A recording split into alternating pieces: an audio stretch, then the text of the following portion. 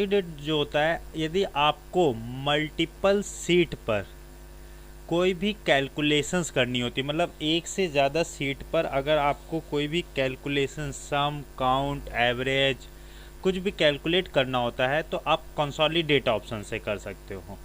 ठीक है, यदि आपको एक से ज़्यादा सीट, जैसे मैंने एक सीट यहाँ पे बना ली है, जैसे हम लोग हर पर्सन्स को अलग अलग वेजेस दे रहे हैं। जैसे हमने कहा ये फर्स्ट तारीख की वेजेस हो गई, ये सेकंड तारीख की वेजेस सर हो गई, आपका आवाज नहीं आ रहा। और ये थर्ड तारीख की वेजेस हो गई। आप लोग लेबर को मजदूरी देते हो हर तारीख को। एक अगर आपके यहाँ 30 दिन काम चल रहा है तो 30 दिन अलग अलग दिन उसको कुछ कुछ पैसे देते रहते हो कि नहीं, है ना। तो हमने यहाँ पे जैसे यहाँ पे बनाया नेम एंड वेजेस। नेम में हमने डाल दिया, जैसे यहाँ पे ए नाम का एक लेबर है, एक बी नाम का है, एक सी नाम का, एक डी नाम का लेबर। हमने एक तारीख को इसको जो पैसा दिया है वो 60 रुपये दिया, इसको दिया है मैंने 80 रुपये बी को, सी को जो दिया है मैंने 30 रुपीज़ दिया है, और डी को हमने जो दिया है वो 80 रुपीज़ दिए।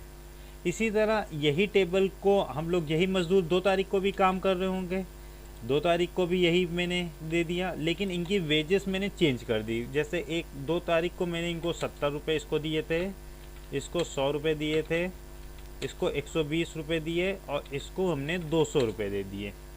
इसी तरह सेम टेबल हमने कॉपी पेस्ट कर लिए। 3 तारीख को भी यही वेजेस, हम लेबर हमारे यहाँ काम कर रहे थे, इनकी सैलरी हम चेंज कर देते हैं यहाँ पे।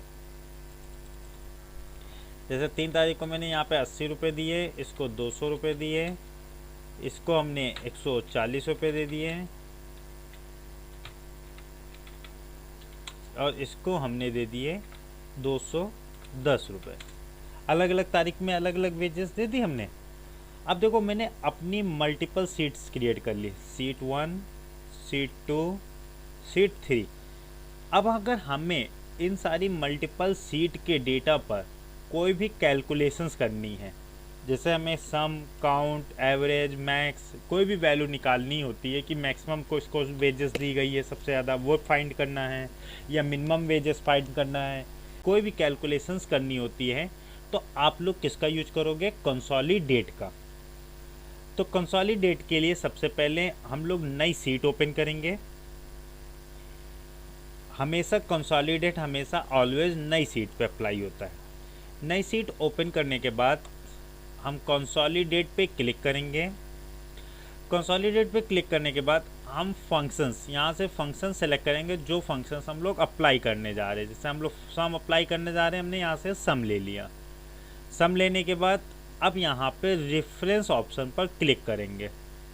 रेफरेंस ऑप्शंस में अब हमने जिस जिस तारीख की सीट बनाई है वो टेबल ऐड कर देंगे। जैसे हमने पहली सीट बनाई नेम और वेजेस की 1 तारीख की, इसकी सीट ऐड किया।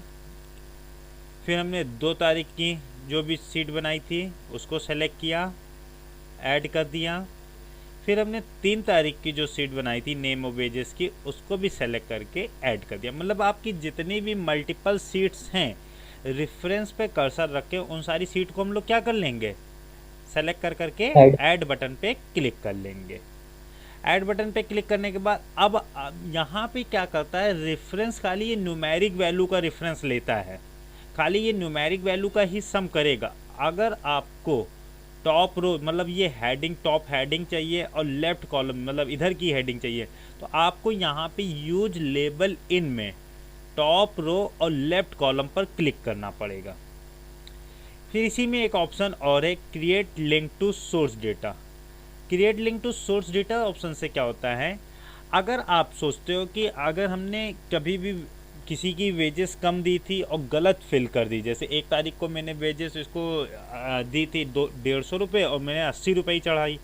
अगर आप किसी भी सीट में कोई भी चेंजेस करते हो और आप सोचते हो कि जो हमारी रिजल्ट सीट है, कंसोलिडेट सीट है, उसमें भी वो चेंजेस आ जाएं, तो आप create link to source data पे क्लिक कर दो।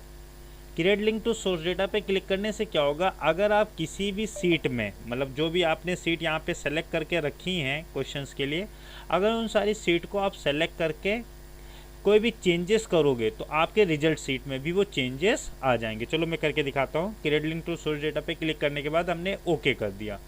ओके करने के बाद देखो अब ए की सैलरी पहले वाले में कितनी है 60, बी में कितनी है 70, 60 और 70 कितना हो गया 130, 130 और 80 कितना हुआ 210। देखो 210 आ रहा है। अगर आप यहाँ से भी एक्सपेंड करके देखना चाहते हो तो यहाँ पे एक्सपेंड पे क्लिक कर दो, तो यहाँ पे एक्सपेंड करने पे आपको दिख जाएगा। देखो एक की 60, 70 और 80 जो सैलरी आ रही वो।